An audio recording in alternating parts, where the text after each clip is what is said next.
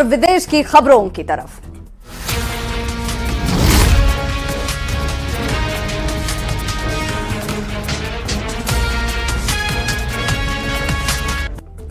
George Soros को लेकर BJP ने एक बार फिर राहुल गांधी पर जमकर हमला किया है। किरण रिजिजू ने कहा कि जो भी भारत विरोधी ताकतों के साथ काम करे, कांग्रेस के नेताओं को उसके खिलाफ एकजुट होना चाहिए।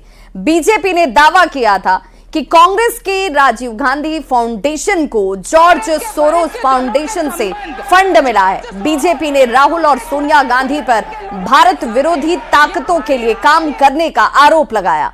फ्रांस के अखबार की रिपोर्ट के आधार पर बीजेपी ने विपक्ष को घेरा और उस पर विदेशी हस्तक्षेप को बढ़ावा देने का आरोप लगाया। कोई भी ताकत देश के बाहर अगर काम करता है तो उसके खिलाफ हम एकजुट होकर के लड़ना चाहिए। इसलिए कांग्रेस पार्टी के जितने नेता हैं, जितने कार्यकर्ता हैं, सबको भी मैं कहना चाहता हूं, अगर उनके पार्टी के भी, कांग्रेस पार्टी के भी कोई भी नेता क्यों ना हो, अगर भारत के खिलाफ लड़ते हैं, ऐसा ताकतों के साथ पाए जाते हैं, लिंक होते हैं, तो उस पर एकजुट होकर के आवाज उठाना चाहिए। तो राज्यसभा में हंगामे की शुरुआत तब हुई जब बीजेपी ने जॉर्ज सोरोस के राहुल गांधी और सोनिया गांधी से कनेक्शन की जांच की मांग की। इस दौरान सभापति धनखड़ और कांग्रेस अध्यक्ष मल्लिकार्जुन खड़गे के बीच तीखी बहस हुई। बहुत देर से अपना हाथ उठा के रखा था, लेकिन जब लीडर ऑफ द हाउस कुछ बात बोले तो उससे मेरी सहमति नहीं थी, इसीलिए मैंने उंगली उठा के आपका ध्यान आकर्षण करने की कोशिश की, लेकिन आपने मुझे मौका नहीं दिया। आप मंत्री को बुला लिए, तो ये अच्छा नहीं। आप तो कहते हैं मेरे पर आरोप लगाने की बजाय नहीं आरोप नहीं, इम्पार्शियलिटी बार कहते हो कि मैं मंत्री सर, को हम फेवर पॉइंट आउट कर रहे हैं आपको, ऑफ द हाउस को फेवर करता हूं। आपका ध्यान खींचने के लिए मैंने हाथ उठाया। मैं कुछ गड़बड़ नहीं किया, मैं कुछ बोला नहीं, सिर्फ हाथ उठाया। आप मुद्दे पर आइए, मेरे को आरोपित क्यों? नहीं, मैं मुद्दे पे ही आता हूँ। आज का कोटा पूरा हो गया है, अगर आप नहीं, अगर आपका ध्यान इधर आ गया तो मुद्दे पे आऊंगा मैं। जब हमारे नड्डा साहब जी जो नेता इस सदन के हैं, उन्होंने ये कहा जब आपको चाहिए तब आप 0 आवर बोलते हैं, जब आपको नहीं चाहिए तो आप उसको नकारते हो।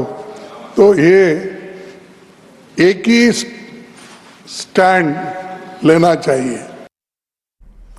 सीरिया में गृह युद्ध अपने निर्णायक मोड़ पर पहुंच चुका है। राष्ट्रपति अल असद को विद्रोहियों ने सत्ता से बेदखल कर दिया है। सत्ता से बेदखल होने के बाद वो रूस भाग चुके हैं और रॉयटर्स की रिपोर्ट के मुताबिक रूसी राष्ट्रपति पुतिन ने असद और उनके परिवार को राजनीतिक शरण भी दी है, जबकि अमेरिका ने सीरिया में असद सरकार के पतन का स्वागत किया है। आपको बता दें कि सीरिया में पिछले कई सालों से गृह युद्ध के हालात बने हुए थे। इससे देश की हालत लगातार खराब होती जा रही थी।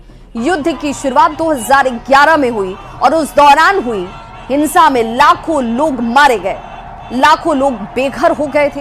ये युद्ध बशर अल असद की सरकार के खिलाफ शुरू हुआ था, लेकिन अब इसमें कई अलग अलग समूह शामिल हो चुके हैं, जिनमें विद्रोही समूह, आतंकवादी संगठन और कई देशों की सेनाएं शामिल हैं।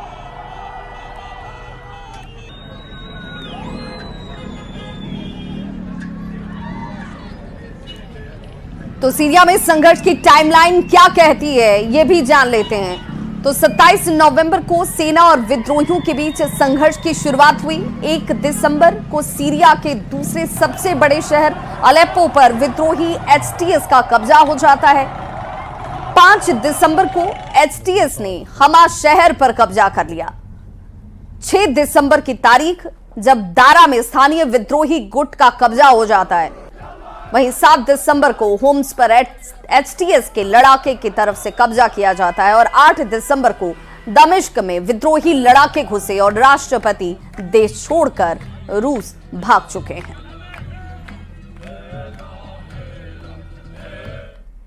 तो इजराइल ने सीरिया की राजधानी समेत 2 शहरों पर हवाई हमले किए। बताया गया कि दमिश्क के साथ ही इजराइल ने हथियारों के डिपो पर हमला किया है और यह माना जा रहा है कि विद्रोहियों के हाथ में हथियार आने की आशंका को देखते हुए इजराइल ने हमला किया।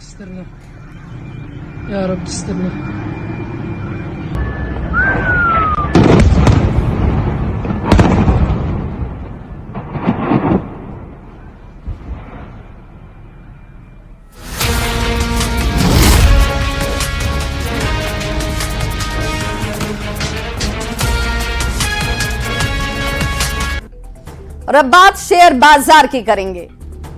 तो आज हफ्ते के पहले दिन सेंसेक्स 200 अंक की गिरावट के साथ 81,508 के स्तर पर बंद हुआ। निफ्टी में भी 58 अंक की गिरावट रही, ये 24,619 के स्तर पर बंद हुआ।